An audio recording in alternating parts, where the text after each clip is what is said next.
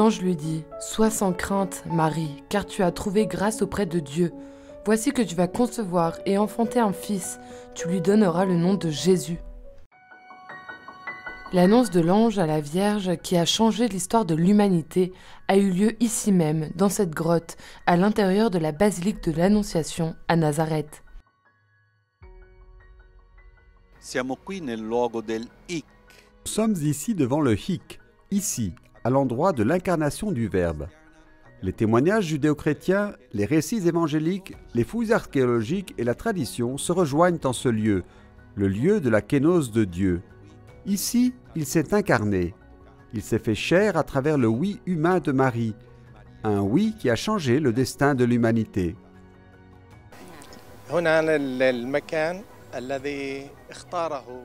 C'est le lieu, le petit village que Dieu a choisi et où l'ange a fait son annonce à la Vierge Marie, fille de cette ville. Une mère qui a dit oui. D'ici, de cet endroit, de ce pauvre petit village, le christianisme s'est répandu dans le monde entier.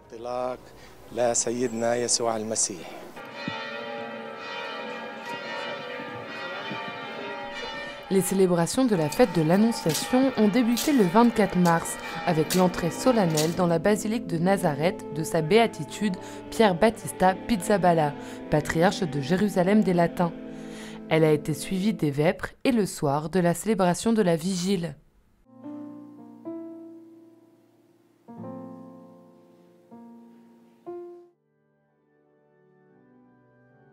Le 25 mars, le patriarche a présidé la messe dans la partie supérieure de la basilique en présence de nombreux religieux, chrétiens locaux et pèlerins. Dans son homélie, Pizzaballa a souligné comment notre Église est sur un chemin synodal où l'écoute est l'un des thèmes centraux. Je voudrais me concentrer sur ce point aujourd'hui. C'est l'une des premières leçons de ce que Paul VI a appelé l'école de Nazareth, une leçon d'écoute. La Vierge Marie a écouté la voix de l'ange. Elle a fait sienne la demande qui lui est parvenue du ciel. Marie, ici à Nazareth, nous apprend à écouter, ce qui est plus qu'entendre, car cela signifie donner à l'autre une place dans notre cœur. Cela signifie mettre l'autre au centre de notre attention. Cela signifie aussi l'aimer.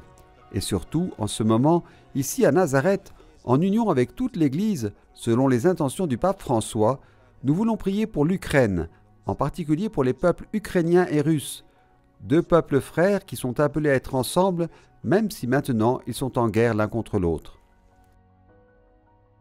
À la fin de la célébration, tous se sont joints à l'acte de consécration de la Russie et de l'Ukraine au cœur immaculé de Marie.